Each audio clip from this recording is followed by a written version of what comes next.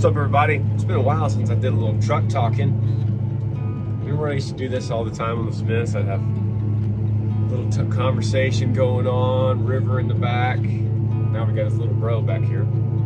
We are headed to the farm. Amber is out of town. She's speaking at an event in Kentucky. So I am headed to the farm. I'm gonna do some interviews and catch up with the guys there. And I head out tomorrow to Kansas City, and then we drive to Columbia, Missouri, and then we drive to Columbus, Ohio, where I'm going to be preaching and then playing a show that night. That will start the last week. The final countdown is upon us of Granger Smith as a touring musician. The other thing I want to talk about today is how incredibly hot and dry it is in Texas. We are in an extreme drought. I'll show you a little bit of that, but meanwhile, welcome to Smith's. Everybody, ready? Go. Ready to go. Who are we gonna go see? Who do you want to see? Who drives that blue truck? Tucker. That's right. Tucker. That's right. Come on. I'll take you to park.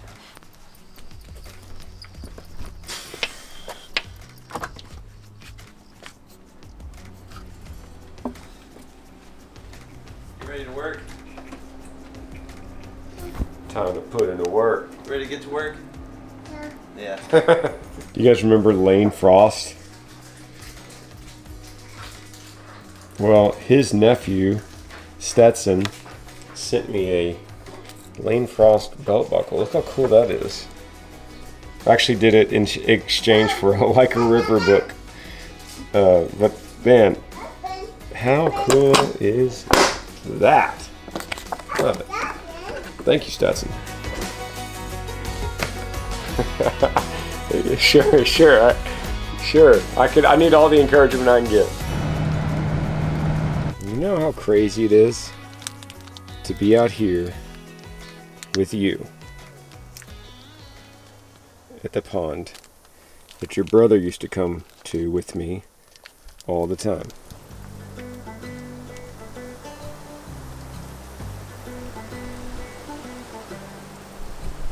You want to go see it?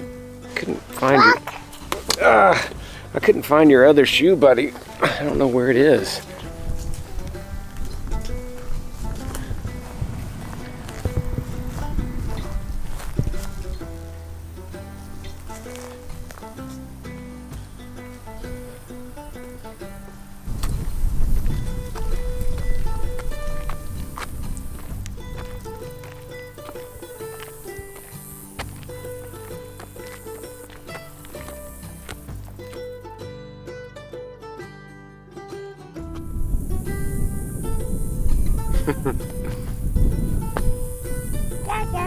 Yeah, it used to be fish in there.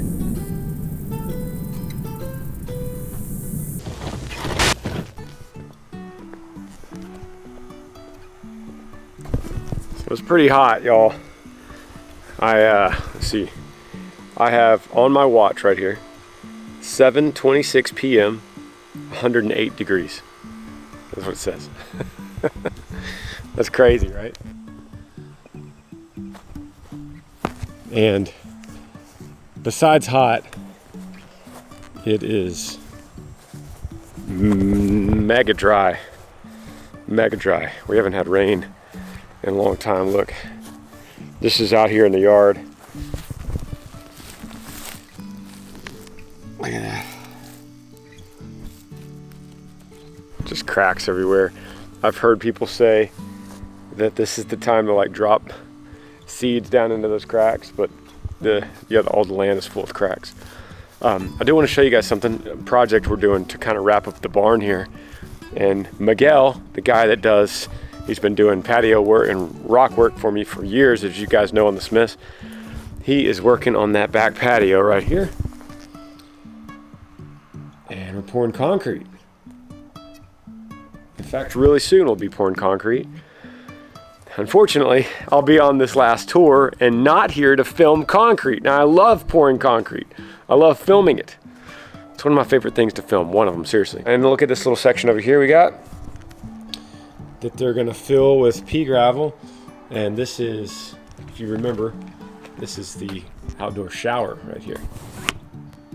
So they got this little section. It'll go right into the porch, and I think this is gonna be great. This porch itself is one of the coolest spots temperature-wise on the property, because it's always shaded and it always gets a little bit of a breeze. So Mom is gonna love this spot, and we're gonna do a stained, well, not a stained, a colored concrete. They're gonna put the color into it while they're mixing. And I think we're gonna do like a dark slate or something that matches one of these rocks right here. So it just kind of blends in. It's super cool.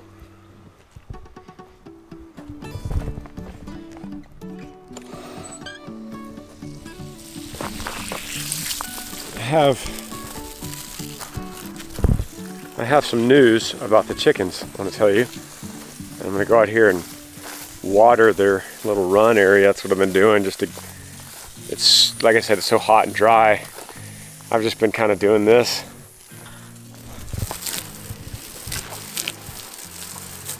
Just putting a little bit of moisture in there. Especially under here where they like to hang out a lot.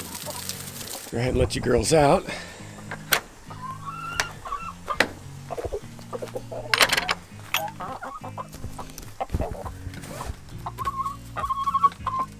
I usually let them out about this time of night, 7:30-ish. It gives them about an hour to run around the property, and God, look at that. Gotcha. It gives them about an hour to run around the property and eat grasshoppers and crickets, but it also, if I allow them out all the time, then they go to the porch and they bed down in our porch, just poop and eat my flower beds. And so I would rather do this when they're like, they know they have a short amount of time to go out, get all the grasshoppers, and then come back to roost. But I do have some news about the chickens. So I was gonna tell you guys what I see over the years is sometimes one of them will start getting isolated from the others, and they'll start beating up on it, pecking at her. And that's this one right now. See, she's all by herself in here. And you can't see from this video, but the top of her head, she's missing, here, I'll go in here. She's missing feathers on the top of her head, right here. And so that's the other hens messing with her.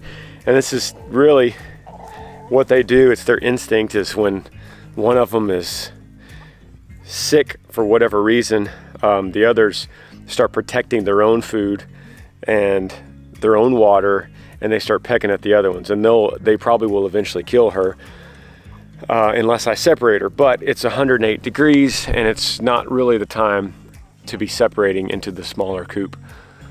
So just kind of let nature play itself out and see what happens. They do that with their best interest in mind. It's not like they're just being rude. They don't have that capability like humans do. They have a protection mechanism that makes them say, yeah, something's wrong with this one. And the dominant one, which is her right here. Let's see if we can get it on film actually. She's gonna go in here and say, hey, this is my water. Stay away from my water. And she'll kind of circle around. And it's literally what they say, you know, the analogy we have is the pecking order. And it literally is a pecking order in the coop. Even though we only have 5 hens right now, we're gonna get more soon, as soon as the weather cools down. But you hate to see it, and these chickens have been together for years, and then all of a sudden, I come out here one day and the pecking order's changed, and this one is now lowest on the totem pole. Maybe because she got some kind of sickness, or the weather could have something to do with it. It's so hot, they could be thinking, uh-oh, we have to conserve water, we have to conserve food. Now, obviously there's no need for that. I'm gonna take care of them. but they could be thinking this is extreme situations and we need to conserve. I don't know. Whatever the reason is, probably going to lose a chicken by the time I get back from this final tour. Yeah, that's what I'm thinking.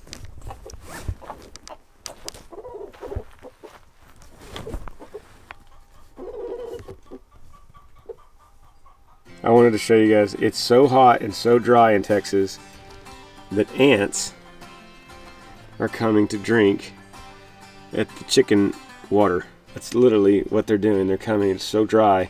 The ants have no other way to get water. You can't really see it in this video, but they're in there drinking. How crazy is that? How crazy is that, big girl? Look at her head. Look at that.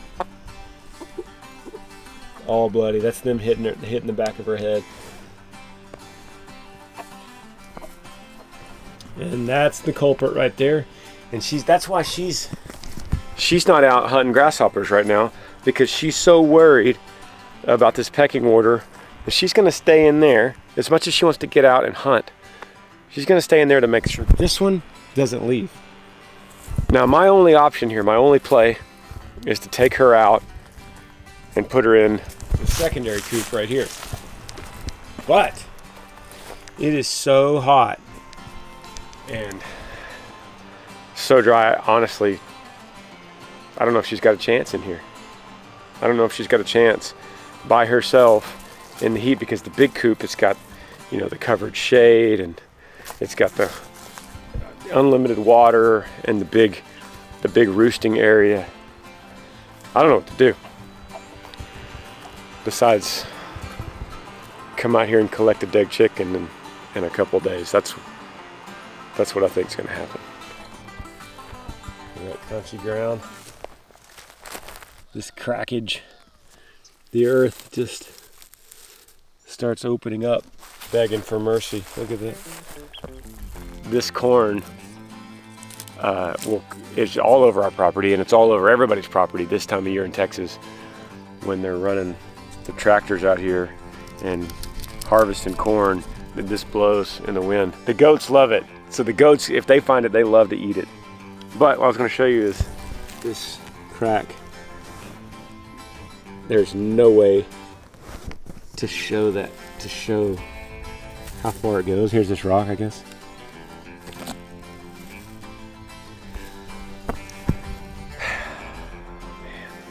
We need a rain really bad.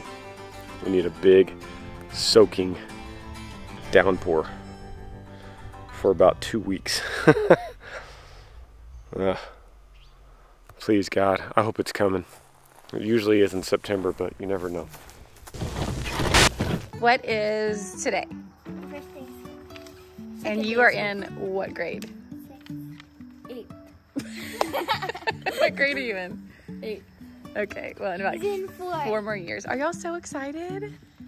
Yeah. I can't believe it, you guys. You're starting middle school in Lincoln. You're in 4th. Why is it cold out here? Well, because we're going to be going through the summer into fall. It's cold. Just wait, it's Texas. In 5 minutes, it'll be 107. My babies are going to school again. I feel like the summer went by really quick. Did you guys feel like the summer went by fast? Yes. It was fast, but it should have been longer. I went back last night. And slower. Last night It should have been longer and faster. Last night I was in my bed and I was like curled up like this, and I was thinking, oh my gosh, wait. And then I thought back to the first day of summer, like when we were going to see The Little Mermaid on the last day of school, like after school. So it was summer, and so we were going to see The Little Mermaid, the new live action one. And we were driving, and That's yawning. we were driving, and I was like, summer's gonna go by so fast, like in a blink. And then I blinked, and then I blinked in there, and I was like, And it's over. We're going back to school. and our neighbors are going to school. Oh yeah, they're already leaving. Oh, okay. Guess we gotta go. Bye. Bye, happy back to school. It's very busy. Just dropped the kids off at their first day of 6th and 4th grade. I can't believe they're so big. I feel like the summer went by so fast. Comment below if your summer went by fast or if you felt like it went by way too slow and you wanted your kids to go back to school. I feel like it went by really fast for us. But I also feel like the time is going by much faster these last few years. So trying to soak in moments with the kids, and I feel like London's grown so much over between 10 and 11. There's just been a huge jump in her and the way she acts and the way she looks, and Lincoln too. And this guy too. You're about to be 2. Don't you come get me wet. Don't you come get me wet. Mavi, don't do ah! You did it. Okay. Okay, so I'm gonna do a rise today. I'm going to, don't do it again. Maverick, no. No. And then I pack and I'm gonna go to Kentucky to go speak at a women's conference called Fueled Women. And I'll be back a couple days. Granger is packing up to go on his last leg of his final tour. He was playing the guitar last night in the house, and he doesn't do that very much anymore, and it's just so beautiful. It's one of my favorite things to do is just listen to him just strum the guitar. And he was doing that, and Mavi was watching him and kind of dancing, and I got a little emotional thinking about just the final leg of this tour and it coming to an actual close. And I don't know that it's hit Granger yet. I don't know that it's really hit any of us yet, but I know that last show at Billy Bob's is going to be pretty emotional in a good, in a hopeful, positive way, because he's stepping off one stage onto another, and he has a greater message to tell. And I know music will always be a part of his life. He'll always write probably, and he'll always strum the guitar around the house, I hope. Yes, don't you come over here. But it's a new chapter in the beautiful story that God is writing in our lives. This is a beautiful backdrop too for this, so. More. Okay, I'm gonna go chase my little almost 2-year-old around. More. Go get the chickens. Go get the chickens. Get them. Say Papa. Run. Mom. Mom. Mom. Mom. Mom. Come on, say come on, chickens. Maybe say bye-bye. Love you. Oh, don't drink that. That's gross.